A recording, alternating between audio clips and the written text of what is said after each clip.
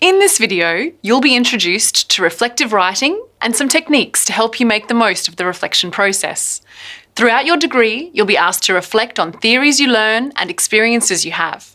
Reflection allows you to look back on something and think deeply about it.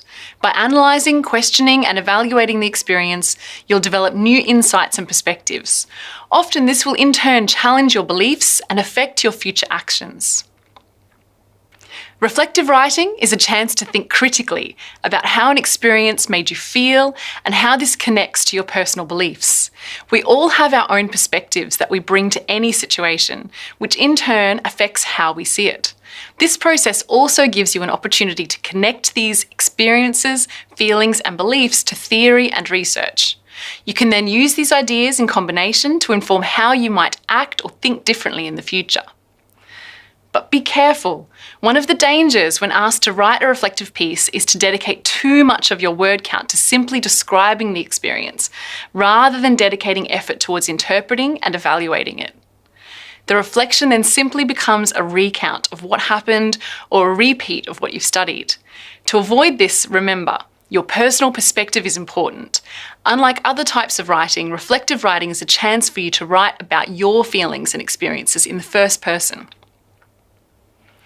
To be sure your reflective writing piece goes deeper than simply describing the event, try considering your experience in relation to this model, DIEP. First, describe what happened. This could be a single incident or a highlight from that week's lecture or reading. You don't need to recall the entire experience, just a key aspect of the experience itself. Then, interpret the event. Consider what the experience might mean. How did it make you feel? How does it relate to other things you've learned? What new insights have you gained from it? Next, evaluate how beneficial or useful the experience has been. Finally, outline a plan for how the experience may impact on your thinking and behaviour in the future. Being able to write in this way takes time and practice. Start by brainstorming aspects of your experience first, then any relevant theories you've studied. Next, add related past experiences or personal beliefs. Once you've finished brainstorming, try making connections between the ideas. This final step will help you identify a theme.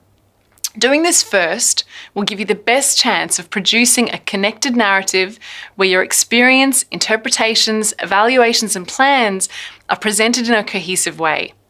By focusing on a theme rather than the entire experience or entire reading or lecture, you'll be able to go into more depth in your reflection and dedicate more word count to your perspective and insights.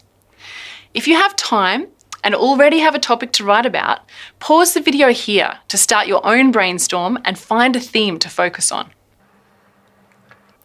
Once you've identified your theme, you're ready to write. We're going to look at 2 sample paragraphs and review them against the DIEP reflective writing model. Pause the video here, read the 2 paragraphs and ask yourself, is one more effective than the other? If so, how? Why?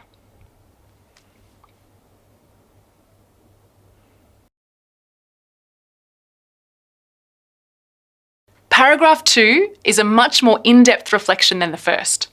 The sentences highlighted in bold in the second paragraph are additional points that were missing from the first.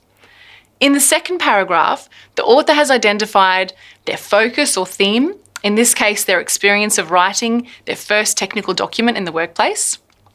They've written about how the experience felt and connected this to theory. They've also identified an opportunity to develop further. The student who wrote the second paragraph will have a much deeper understanding of the experience and how they can use it to shape their own development in the future. Now, let's take a closer look at the language they used to demonstrate this deeper reflection. They've shown how the experience made them feel with language such as I found and I felt, and evaluated the experience with statements such as which gave me and it reminded me.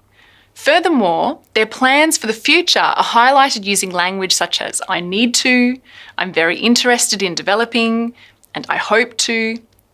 To be sure you have a balance of ideas and have not dedicated too much of your word count to simply describing the experience, try colour coding your description, interpretation, evaluation and plan in 4 different colours. Here, the description is highlighted in blue, the interpretation in red, the evaluation in green, and the plan in yellow. This allows us to easily see the balance between these 4 elements. This is a great technique to try while editing your document.